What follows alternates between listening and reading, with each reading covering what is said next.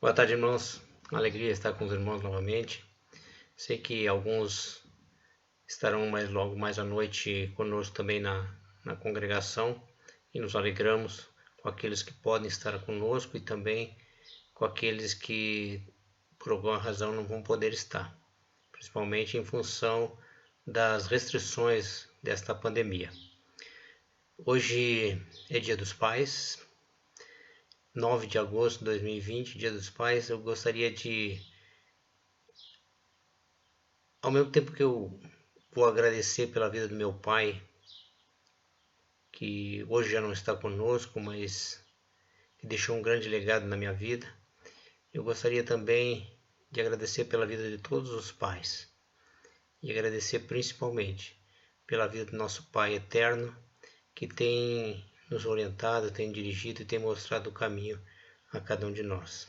Que possamos renovar as nossas forças a cada dia na presença do Senhor. Só Ele pode renovar as nossas forças, nos guiar, nos proteger, nos orientar.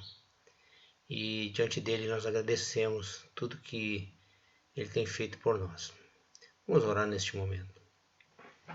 Senhor nosso Deus, nosso Pai, nós te agradecemos, Senhor nosso Deus, pela vida dos pais, do Pai da Congregação Batista no Tororó, a vida daqueles pais que têm convivido conosco, Pai amado, a vida, Senhor, dos pais deste imenso Brasil, Senhor nosso Deus, que de uma maneira ou de outra, Pai, tem desempenhado seu papel nesta atribuição, Senhor nosso Deus, de conduzir os teus servos dentro dos seus lares, ó Pai, principalmente os teus filhos, Senhor nosso Deus, ó Cristo, para que ali se mantenham, Senhor nosso Deus. Te agradecemos, ó Pai, porque Tu tem nos orientado, tem nos dirigido, tem mostrado a Tua direção em nossas vidas, ó Pai, de maneira tal que esperamos em Ti, Senhor, que os nossos filhos nunca venham a se desviar do Teu caminho. É nesse nome, sobre todo nome, que nós oramos e pedimos que Tu esteja abrindo nosso entendimento também para a mensagem, Senhor nosso Deus, que aqui pretendemos deixar. Em nome de Jesus. Amém. Irmãos, domingo passado nós falamos sobre liberdade para servir, baseado em 1 Coríntios capítulo 6, versos de 12 a 20.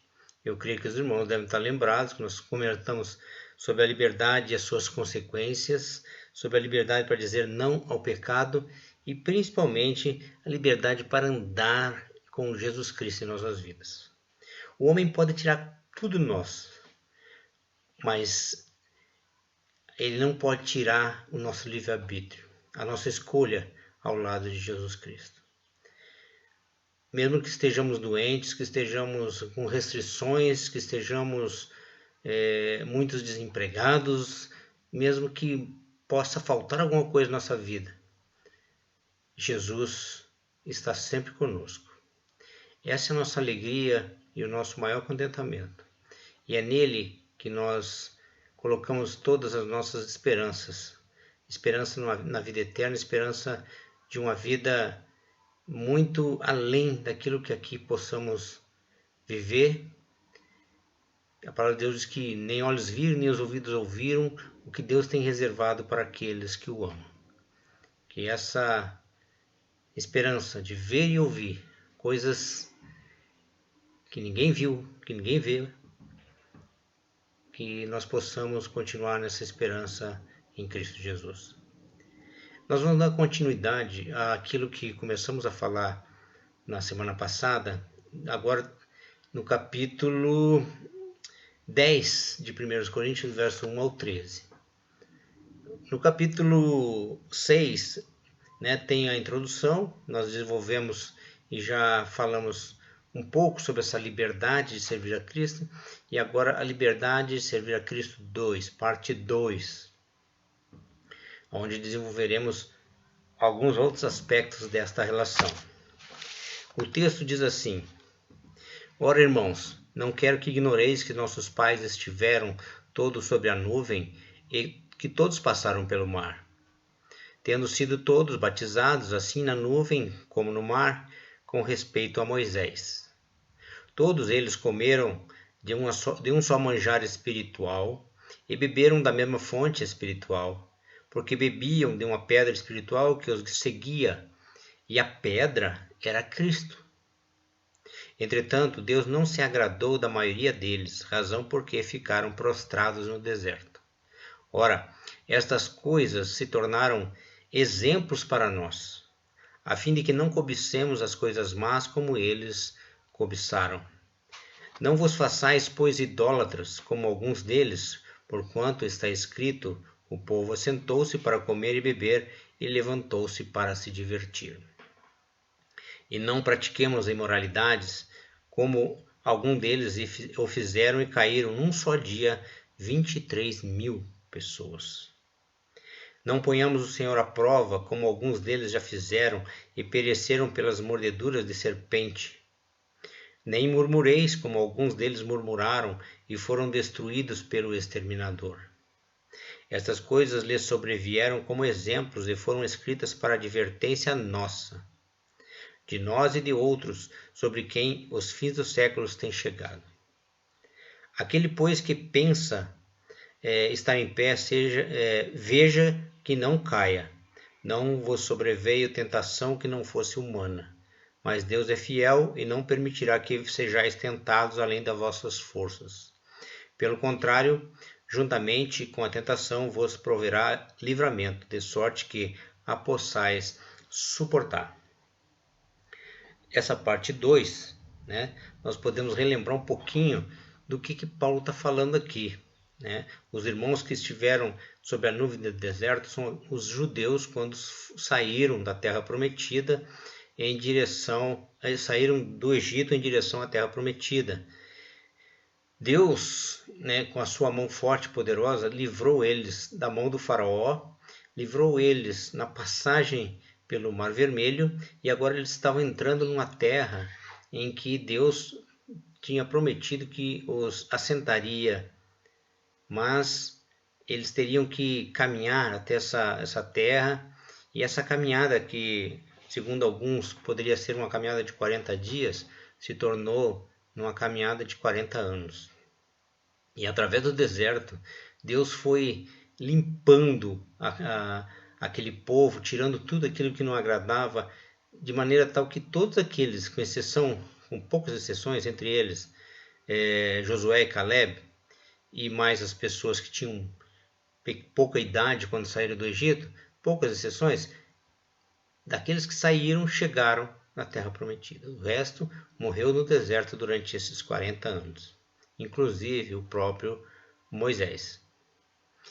E nesse texto aqui, Paulo está relembrando isso que aconteceu, relembrando quando eles fizeram um bezerro de ouro para adorar, relembrando quando eles se rebelaram contra Deus, querendo alimentos sólidos, desejando voltar ao Egito, onde tinham cebolas, desejando manjares, se queixando da rotina do deserto, e isso muito entristeceu a Deus, e por isso muitos deles caíram e ficaram pelo deserto.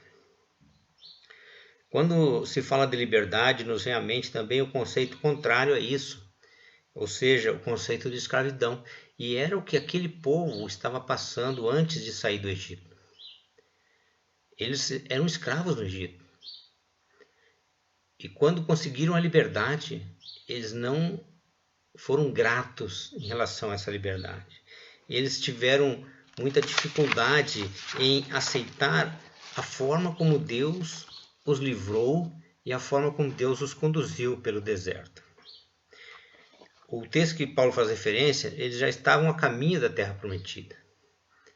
Eles já tinham experimentado todas os livramentos de Deus através das 10 pragas do Egito, que é bem conhecida dos nossos irmãos, e eles agora estavam reclamando, né, e sentindo saudades do tempo da escravidão. Que isso não possa ser o nosso conceito, né? Aqueles que estão em Cristo são novas criaturas, eis que tudo se fez novo. As coisas velhas passaram. Não podemos ter saudade do tempo em que éramos escravos do pecado. Esses israelitas sentiam saudades do tempo que eram escravos do faraó.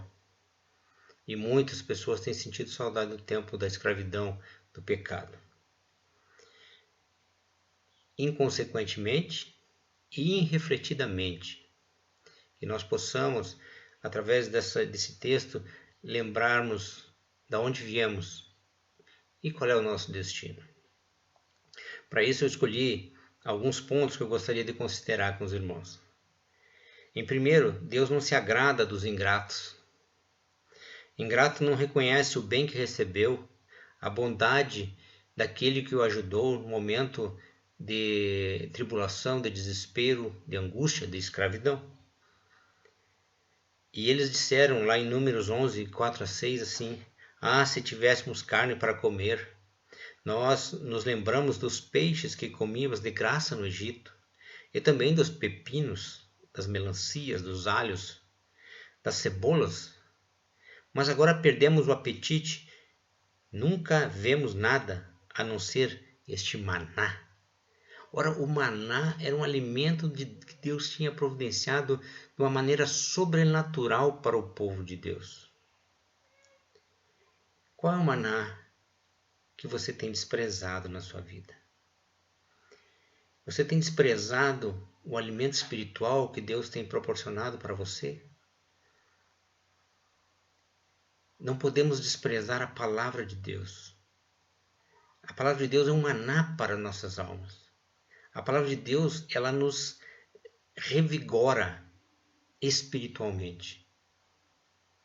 Não adianta comer e se esbaldar em delícias carnais se não tivermos alimento vindo do céu. Que eu e você possamos verdadeiramente buscar em Deus esse alimento, o maná que vem do céu. E ainda, esqueceram o que ele tinha feito, esqueceram das maravilhas que lhes havia mostrado. Salmo 78, 11. Em Romanos 1, 21 diz assim: Porque tendo conhecido a Deus, não o glorificaram como Deus, nem lhe renderam graças, mas os seus pensamentos tornaram-se fúteis, e o coração insensato deles obscureceu-se. Os homens serão egoístas, avarentos, presunçosos, arrogantes, blasfemos, desobedientes aos pais, ingratos, ímpios. 2 Timóteo 3:2. Poderia ainda citar uma série de outros versículos que falam sobre ingratidão, mas eu creio que essa questão da ingratidão já está bem consolidada na mente de cada um. Todos nós já sofremos ingratidão e todos nós de alguma forma já fomos ingratos com alguma coisa. Mas a pior ingratidão é a ingratidão em relação ao que Deus fez por mim e por ti, tirando do lamaçal do pecado e nos trazendo uma nova vida. Que a gente não seja ingrato em relação à graça que recebemos de Deus através de Jesus Cristo. Em segundo lugar, a gratidão é o reconhecimento que Deus tem o melhor para nós. Bendiga o Senhor a minha alma, não esqueça de nenhuma das suas bênçãos. Salmo 103, verso 2. Também não devemos ser, irmãos, como diz o texto, cobiçosos, lá no verso 6. Não cobiçarás a casa do teu próximo, não cobiçarás a mulher do teu próximo, nem o seu servo, nem a sua serva, nem o seu boi, nem o seu jumento, nem coisa alguma do seu próximo. Mas deixaram-se levar pela cobiça no deserto e tentaram a Deus na solidão. Salmo 106, verso 14. Salmo 106 fala justamente da passagem que Paulo está se referindo, lá de Números. Se referindo da passagem onde o povo foi cobiçoso. Não cobiças as suas iguarias, porque são comidas enganosas. Provérbios 23, 3. A cobiça é algo que leva o homem a reclamar. A cobiça, a ingratidão e agora um outro fato que estava marcante naquele texto era a questão da idolatria. Êxodo 20, versos 3 e 4 diz que não terás outros deuses diante de mim, diz o Senhor. Não farás para ti imagem de escultura, nem alguma semelhança do que há em cima nos céus, nem embaixo na terra, nem nas águas debaixo da terra. E aquele povo estava justamente fazendo um bezerro de ouro para cultuar. E eles disseram: esse é o nosso Deus, ele que nos tirou da terra do Egito. Imaginem essa idolatria, essa ingratidão dessas pessoas em atribuir a um outro ser, aliás, nem era um ser, a uma outra coisa, aquilo, a honra e a glória que deveria ser atribuída a Deus. Eles atribuíram um bezerro de ouro feito por eles mesmos, aquilo que Deus havia feito na vida deles. Ser idólatra é atribuir a honra, a glória a qualquer coisa, ou a qualquer pessoa, ou qualquer ente, que não o próprio Deus. Isso é idolatria. Idolatria pode ser inclusive, hoje, Dia dos Pais, idolatria pode ser inclusive cultuar o seu pai, colocá-lo no lugar de Deus. Ou um pai que cultua os seus filhos e coloca eles no lugar de Deus. Ou a mãe, ou um parente, ou a esposa, ou o esposo. Amor é uma coisa. Idolatria, ela vai além disso. Coloca pessoas, coisas em pedestais. Amam muitas vezes carros, casas, a ponto de se esquecerem que sem Deus nada daquilo teria valor algum. Sem Deus, hoje, Dia dos Pais, nós não estaríamos reverenciando o nosso próprio Deus. Estaríamos, aqueles que não são cônscios dessa situação, reverenciando os seus pais, como se eles fossem seus deuses. Graças a Deus que isso não acontece no nosso meio. Em quarto lugar, eles foram também imorais. Aqui pode ser imoralidade, pode ser um relacionamento sexual entre não casados, orgias ou outros desvios dos relacionamentos sexuais vistos como corretos diante de Deus. A imoralidade hoje se reveste de requintes moldados pela propaganda e são tidos como padrões normais. Casamentos com pessoas do mesmo sexo ou adultérios são estimulados e até mesmo incentivados através de novelas, filmes, propagandas, sob o título de intolerância para quem não concorda com elas.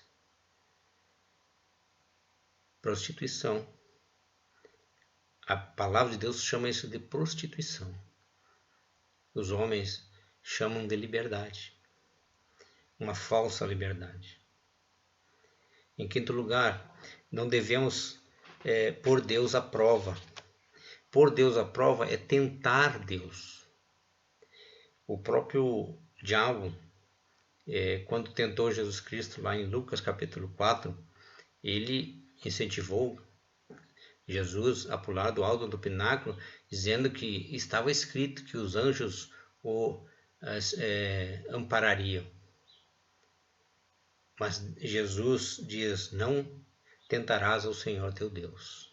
Em sétimo lugar, o que aconteceu serve como advertência. Versos 6a e 11. Quantas vezes precisamos ser advertidos? Quantas vezes precisamos receber um não para entender que aquela ou aquele ato ou aquilo que estamos fazendo não é da vontade de Deus? Desde pequeno nós nos acostumamos a receber um não.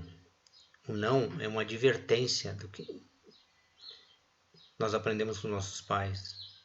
Por isso a importância de você pai, você mãe, quando cria seus filhos, que eles aprendam o que significa o não e respeitem, não porque tem medo, mas porque sabe o significado do que é a vontade daqueles que está criando eles. Ou seja, o não é a advertência.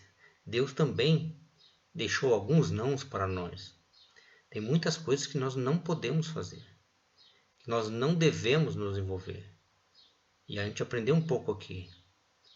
E isso nos serve como advertência para que possamos viver uma vida reta diante do Senhor.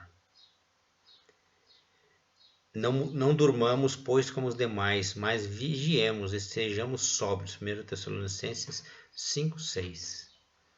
A advertência de Deus para a nossa vida, ela continua sendo algo palpável, algo real.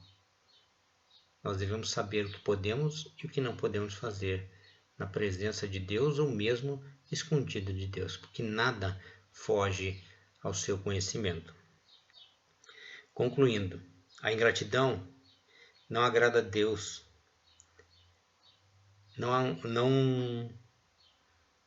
A falta de consideração, a falta de respeito, a falta de dar o valor devido a quem merece, no caso Deus, é ingratidão. Reconhecer que Ele, somente Ele, tem o poder de transformar as nossas vidas. Muitos Ele já transformou e muitas vezes a gente esquece o que Deus já fez pela nossa vida. Assim como o povo Israel, ao sair do Egito, começou rapidamente a se esquecer de quem o tirou de lá, de como o tirou de lá, das maravilhas que ele operou para tirá-lo de lá. Rapidamente, eles olharam para trás e começaram a sentir saudade da escravidão. Que nós não tenhamos saudade da escravidão e sejamos gratos a Deus pela vida que nos deu através de Jesus Cristo. A cobiça e a idolatria, da mesma forma, arrastam o homem de maneira muito pesada mesmo para longe de Deus. Então, se a gente pensar na cobiça, na idolatria, na imoralidade, na murmuração, nós vamos ver que todas elas, de alguma forma, nos afastam de Deus. E Deus não se agrada de nenhuma delas.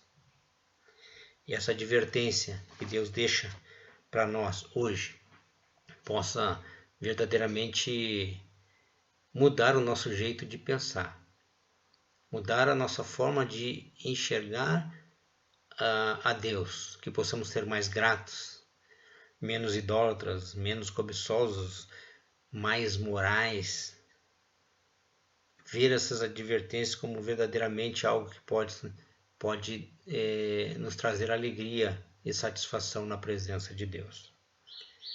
Somos livres porque Cristo nos libertou. E se Cristo nos libertou, verdadeiramente seremos livres. João 8:36. E ainda em Gálatas 5:1 diz assim: Estai, pois, firmes na liberdade com que Cristo vos libertou, e não torneis a colocar-vos debaixo do jugo da escravidão. Os crentes de Coríntios estavam vivendo dias em que Paulo precisou adverti-los de como, do que tinha acontecido lá em Israel quando saiu do Egito, para que eles tivessem consciência do que poderiam e do que não poderiam comer, do que poderiam ou não poderiam beber. Mas Paulo deixou essa mensagem para que eles se voltassem para Deus e fossem gratos, não se envolvessem com idolatria, não murmurassem, não vivessem uma vida imoral. Tudo isso para o bem de cada um deles. A nossa liberdade não pode servir de pretexto para fazermos o que bem entendemos, como já tinha dito na semana passada. Paulo deixa claro em 10:24 que devemos buscar o bem daqueles que nos rodeiam. Nossa liberdade tem o poder de convencer pessoas fracas a pecarem. A consciência que deve ser preservada não é a nossa, é a daqueles que nos rodeiam, dos nossos irmãos. Assim, pois, quer comais, quer bebais, ou fazer qualquer outra coisa, devemos fazer tudo para a honra e glória do nosso Deus. 1 Coríntios 10, capítulo 10, verso 31. Que cada um dos irmãos possa refletir nessa mensagem, possa, além de mudar as suas atitudes, ter a oportunidade de glorificar a Deus na sua vida, relembrando que um dia nós já estivemos sob o jugo da escravidão. Não necessariamente a escravidão que o povo de Egito vivenciou, escravidão física, mas já estivemos sob o jugo da escravidão espiritual. A escravidão de não ter liberdade verdadeira, porque a verdadeira liberdade vem de Cristo. E se Ele nos libertou, como já dissemos ainda há pouco, verdadeiramente somos livres. Que a graça do nosso Deus e o amor de nosso Deus, que a graça de Jesus Cristo e o amor do nosso Deus e Pai possa verdadeiramente estar sobre a vida de cada um de vocês e da minha vida, da minha família, da família de cada um de nós, hoje e para todo sempre. Amém.